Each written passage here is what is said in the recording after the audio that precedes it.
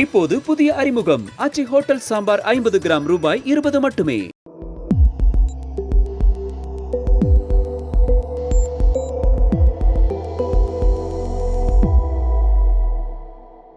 Sir வணக்கம். வணக்கம் பிரியல்.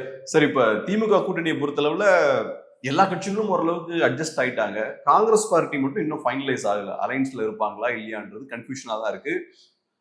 Greece ஒடங்கர் அவர்கள் பேசும்போது 25 சீட்ஸ்லாம் ஏத்துக்க மாட்டோம்ட்டாரு. இப்ப ப. சிதம்பரம் அவர்கள் ஸ்டாலின் அவர்களை சந்திச்சிருக்காங்க. எப்படி பாக்குறீங்க? உடையுமா நீடிக்குமா அலைன்ஸ்? நீடிக்கக்குள்ள வாய்ப்பு தான் அதிகம். சச்சின் பைலட்டு பேச்சுவார்த்தையில் இந்த பிரச்சனையும் இல்லைன்னு சொல்றாருன்னா ஆல் இண்டியா சென்ட்ரிக்கா உள்ள அரசியல்ல நீடிக்கிறது வாய்ப்பு தான் அதிகம்.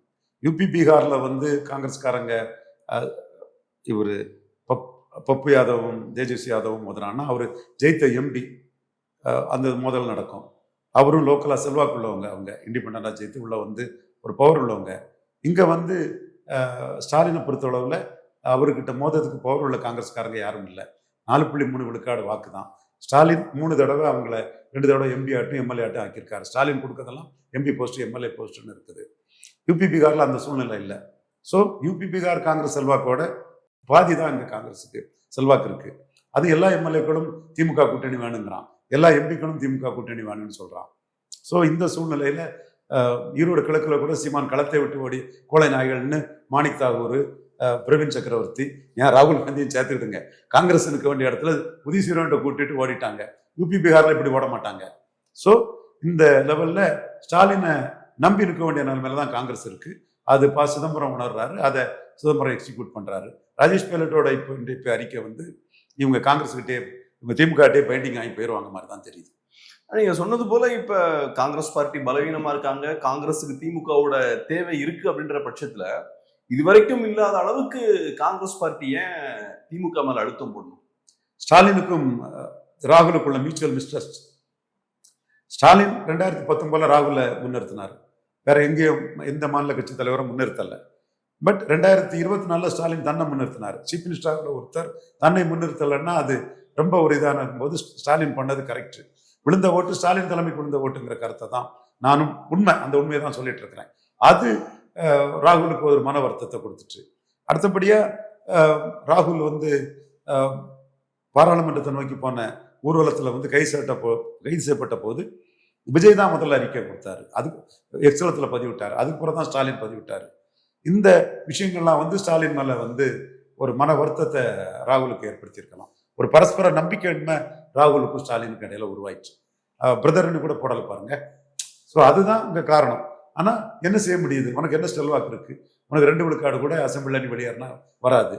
அது நாடார் கம்யூனிட்டி தான் ஒரு ஓரளவு கன்னியாகுமரி, திருநெல்வேலி, தூத்துக்குடி, தென்காசிக்குள்ள ஓட்டு போட்டிருக்கான் 4.3 விழுக்காடுல. அதை ஸ்டாலின் ப்ரோ நாடார் பண்ணிட்டா ஜெயலலிதா பண்ண மாதிரி ப்ரோ நாடார் பண்ணி அதையும் ஸ்டாலினால காலி பண்ணிட முடியும். ஸோ எதை நம்பி நீங்க ஸ்டாலினை எடுத்து பொலிட்டிக்ஸ் பண்ணிட முடியும்? அதான் இப்ப ஒரு மிஸ்ட்ரஸ்ட் இருக்குன்னு சொன்னீங்க இல்லையா? அப்ப இன்னொரு நியூஸ் இன்னைக்கு காலைல தான் பேப்பர்ல படிச்சேன். கமல்ஹாசன் அவர்கள் சொல்றாரு, திரு ஸ்டாலின் அவர்களை இந்தியா கூட்டணியோட பிஎம் ஃபேஸா நாங்க ப்ரொஜெக்ட் பண்ணுற அளவுக்கு அவர் பேசியிருக்காரு.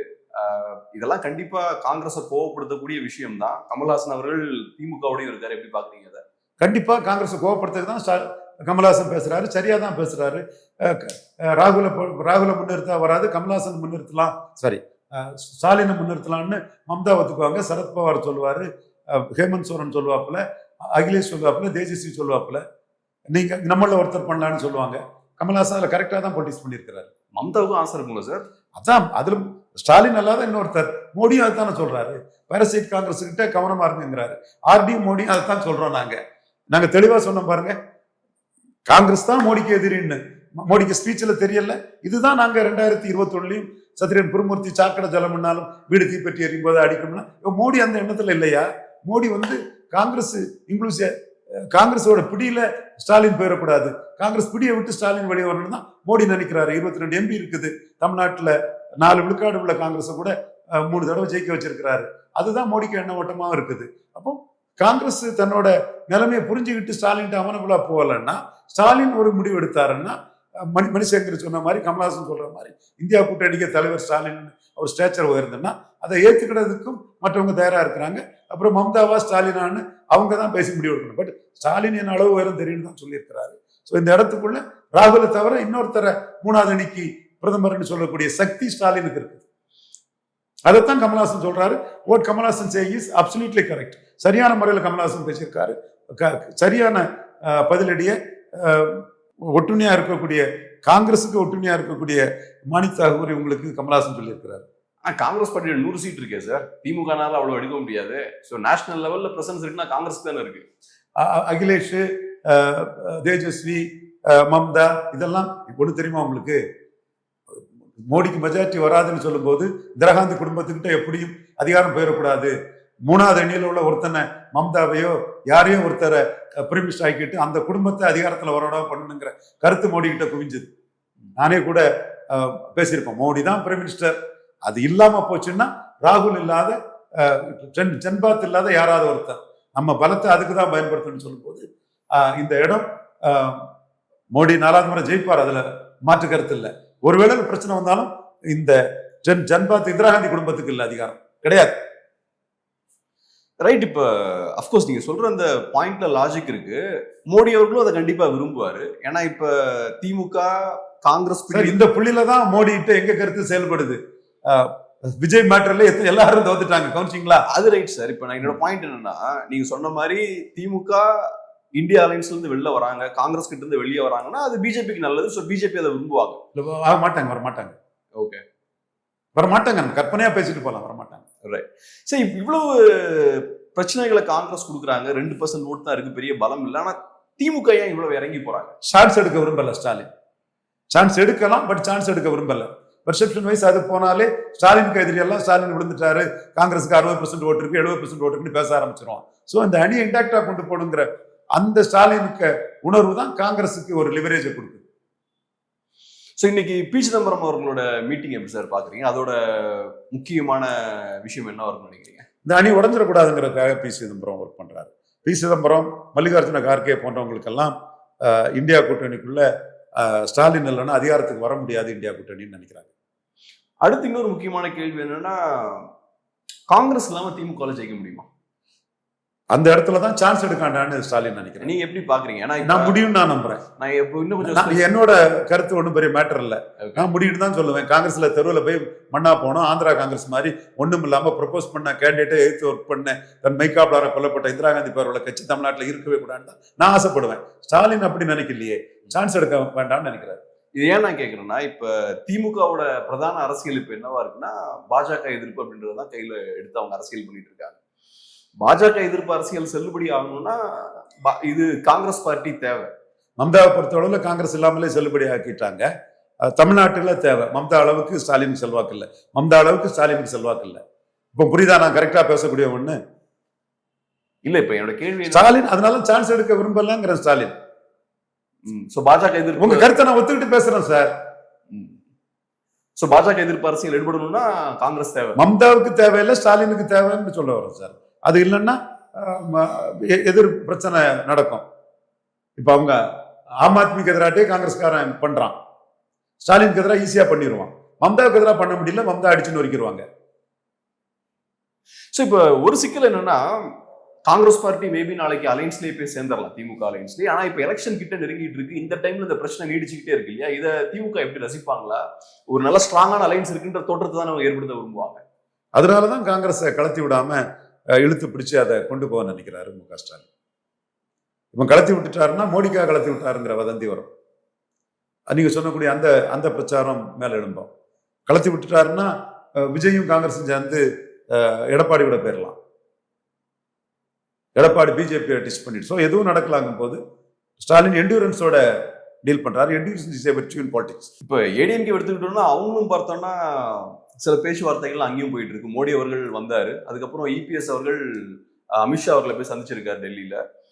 ஸோ இப்போ அங்கேயும் இந்த கூட்டணி பேச்சுவார்த்தைகள், சீட் ஷேரிங், இந்த விஷயங்கள்லாம் போய்கிட்டு இருக்கு. 40 சீட்ஸ் எதிர்பார்க்குறாங்க பாஜகன்றாங்க. எப்படி பாக்குறீங்க? போன தடவை மாதிரி கம்மியான சீட்ஸ் கொடுத்து கண்டெயின் பண்ணிடுவாங்களா? எப்படி பாக்குறீங்க அதிமுக? 3.7 விழுக்காடு 2019 மக்களவையில் எடுத்த பாஜக 20 சீட் வாங்கினாங்க. 11.4 எடுத்த பாஜக 60 சீட்டாவது வாங்கணுங்கிற கருத்தை மோடி 29 தமிழ்நாட்டில் ஜெயிக்கணுங்கிறத ஃபர்ஸ்ட் ப்ரியாரிட்டியா வச்சு செயல்படக்கூடிய எங்க ஆர்டி டீம்னாலும் சரி, அண்ணாமலைனாலும் சரி இதை கொடுத்துருக்காங்க. ஸ்டாலின் எதிர்ப்பே பிரதானம், நம்ம எம்எல்ஏ ஆனா போதும்னு நினைக்கிறவங்க பிஜேபிக்கு என்ன சீட்டு கிடைச்சாலும் பரவாயில்ல, நம்ம கண்டஸ்ட் பண்ணி நம்ம எம்எல்ஏ ஆயிரணும்னு நினைக்கிறாங்க. தமிழிசை அம்மையார் போன்றவங்க எல்லாம் அவங்க பேச்சு செயல் எண்ணம் எல்லாமே அப்படிதான் இருக்கும். இன்னைக்கு மோடி திமுக ஆட்சி அகற்றுறது தான் முக்கியமான அவரோட பேச்சுல இருந்து நயனார் நாகேந்திரனுக்கும் தமிழிசைக்கும் இன்பிட்வீன் த லைன் ரீட் பண்ணி பார்க்க தெரியாது, விவரம் இருந்தா தெரியாது, கண்டிப்பா தெரியும்.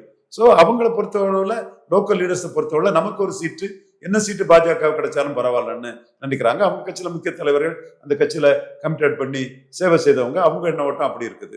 40 வயது அண்ணாமலை தான் லீடர் ஆகணும்னா பாஜக 50 சீட்டுக்கு மேல வாங்கினாதான் நாம எதிர்காலத்தில் லீடர் ஆகணும்னு நினைக்கிறாப்புல. அண்ணாமலை லீடர் ஆயிடக்கூடாதுங்கிறதுக்காகவே பாஜகவுக்கு சீட்டை குறைச்சு கொடுக்கணும்னு எடப்பாடி பழனிசாமிக்கு உள்வட்டம் செயல்படுது. இந்த இடத்துக்குள்ள என்ன நடக்குது எது நடக்குதுங்கிறது சஸ்பென்ஸ் ஆட்டே இருக்குது. ஆனா 2021 மாதிரி பாஜக இருக்க தயாரில்லை. கொஞ்சம் ஹார்டா பார்கெயின் பண்றாங்க. எந்த அளவுக்குங்கிறது பார்கெயின் பண்ணி முடிஞ்சு வரும்போதுதான் தெரியும். எடப்பாடி பழனிசாமியும் நான் அண்டர்எஸ்டிமேட் பண்ணல. ஒரு கில்லாடி சமத்தர், எதை எப்படி டீல் பண்ணுன்னு தெரியக்கூடிய ஒரு கைதேர்ந்த அரசியல்வாதி, சாதுரியமானவர். எப்படி அவர் டீல் பண்ண போறாரு? அவரை 2029 24 ஏமாத்தி விட்டவர் 29 ஏமாத்தாம இருக்கிறதுக்கு எப்படி மோடி டீல் பண்ண போறாருன்னு பார்க்கணும். பாஜகவை பொறுத்தவரையில இப்ப அமித்ஷா அதை டீல் பண்றாருன்னா இந்துத்துவ மையமா வச்சு இந்த 26 எலெக்ஷன் போகணும், பாஜக கணிசமான சீட்டு நிக்கணும்னு அவங்க நினைக்கிற மாதிரி தெரியுது. ஸ்டேட் கமிட்டியில உள்ளவங்க தங்களுக்கு எம்எல்ஏ சீட்டு கிடைச்சா போதும்னு நினைக்கிறாங்க. ஆனா உங்களை பொறுத்தளவுல, என்ன பொறுத்தளவுல அந்த ஓட்டு டிரான்ஸ்பர் ஆகணும்னா சீட் இல்லைன்னா ஓட்டு டிரான்ஸ்பர் ஆகாது. கலைஞர் ஜனதாஜ் கட்சியை காலி பண்ண மாதிரி எடப்பாடி பாஜகவை காலி பண்ண நினைப்பாரு. அதுல குறைஞ்ச சீட்டு வந்தா ஓட் டிரான்ஸ்பரிங் இருக்காது, எடப்பாடிக்கு அந்த ஓட்டு டிரான்ஸ்பர் ஆகாது. சோ உங்களை பொறுத்தளவுல ஒரு விஷயத்தையும் தெளிவா சொல்றீங்க, 21 விட 26 அதிகமான சீட்ஸ் பாஜகவுக்கு கிடைக்கும். கண்டிப்பா அதுல ஆப்வியஸா தெரியுது. அதுக்கு மேல தாண்டி நம்ம சொல்ல முடியல. இப்ப விஜய் மேட்டர்ல விஜய் மோடி க்ளோஸ் பண்ணிடுவாரு, நடக்காது. அவர் வரும்போதே இந்துக்களின் மானத்தை, RSS மானத்தை, பாஜக மானத்தை காத்த மோடிய தீய சக்தி, கொள்கை எதிரி, இதெல்லாம் பேசிட்டு வராருன்னா இவர் ராகுல் காந்திக்கு ஆளு. இவரை 26 சக்தியா வரவிடாம அடிச்சு நொறுக்கிறதா நம்ம நோக்கணி மோடி செயல்படுவாருங்கிறது நாம அதை ரெப்ரசன்ட் பண்ணிக்கிட்டு அது தகவல் வரும்போது நம்ம அதை உடனே சொல்லிட முடியுது. இதுல சஸ்பென்ஸ் ஆயிருக்குது. எடப்பாடி எப்படி டீல் பண்ண போறாங்கிறது சஸ்பென்ஸா இருக்குது. நம்ம எதிர்பார்ப்பு ஹையர் நம்பர்ஸ் வாங்கணும்னு, வாங்கி விடுவாங்களாங்கிறது என்னால சொல்ல முடியல. சரி, இப்ப இன்னொரு விஷயம் என்னன்னா, காங்கிரஸ் பார்ட்டி ஒரு 2-3 மாசமாவே பிரச்சனை பண்ணிட்டு இருக்காங்க. இவ்வளவு பிரச்சனை பண்ணதுக்கு அப்புறம் அதே 25 சீட்ஸா கொடுக்குறாங்கன்னு வச்சுப்போமே, அது அவங்களுக்கு பெரிய பின்னடைவா இருக்கும், அசிங்கமா இருக்கும்னு கூட சொல்லலாம். இப்ப காங்கிரஸ் பார்ட்டிக்கு ஒரு ஃபேஸ் சேவர் சேவை, குறைந்தபட்சம் ஒரு 2-3 சீட் அதிகமா கொடுக்கும். வசந்தகுமார் தவிர யாருங்க டெபாசிட் இழந்தாங்க? இவங்களுக்கு எல்லாம் என்னங்க அசிங்கம்? சும்மா நீங்க போட்டு அசிங்கமா இருக்கும் அப்படி இருக்கும்னு சொல்லிட்டு மாணிக் தவிர 4 விழுக்காடு ஓட்டு எடுத்தாப்புல, ஜோதிமணி 3 விழுக்காடு ஓட்டு எடுத்தாப்புல. ஈரோடு கிழக்குல இளங்கவும் இருக்கும்போது அவங்க நின்ன தொகுதியில கூட நிக்க முடியல. நாம் தமிழர் சீமானே இவங்களெல்லாம் ரொம்ப தரக்குறைவான வார்த்தையெல்லாம் அடிச்சு நொறுக்கிறாரு. இவங்களுக்கு எல்லாம் என்னங்க? 25 கொடுத்தாலும் ஒன்றும் பிரச்சனை இல்லைன்றீங்க. 27 வரை ஸ்டாலின் கொடுத்து ஒரு சுமுத்தா அந்த கூட்டணி இருக்கணும்னு 2 சீட்டு கூட்டி கொடுக்கறதுக்கு வாய்ப்பு இருக்குன்னு நான் கருதுறேன். தெரியல, பார்ப்போம். சரி, இன்னொன்னு என்னன்னா சார், இப்ப கடைசியில் இந்த கூட்டணிக்கு காங்கிரஸ் வரலன்னா காங்கிரஸ் பார்ட்டியை உடைக்கிறதுக்கும் திமுக தயாரா இருக்கு அப்படின்ற மாதிரியும் நிறைய செய்திகள் வருது, டிவிலையும் பேசுறாங்க. அதெல்லாம் எப்படி பாத்தீங்க? ஏன் உடைக்கணும்? ஒட்டுமொத்த காங்கிரஸே ஸ்டாலின் கூட தான் இருக்கும். 1-2 பேர் அங்க போவான், ஒரு 4 பேர் போவான், அவ்வளவுதான் நிலைமை. அந்த அளவுக்கு காங்கிரஸ் பார்ட்டிக்கு உள்ள திமுக செல்வாக்கு இருக்குன்றீங்களா? ஸ்டாலின் கொடுக்கறது MP போஸ்ட், MLA போஸ்ட்னு 3 தடவை நிரூபணமா இருக்குல்ல. அந்த மாதிரி அகிலேஷுக்கும் தேஜஸ்விக்கும் கிடையாது.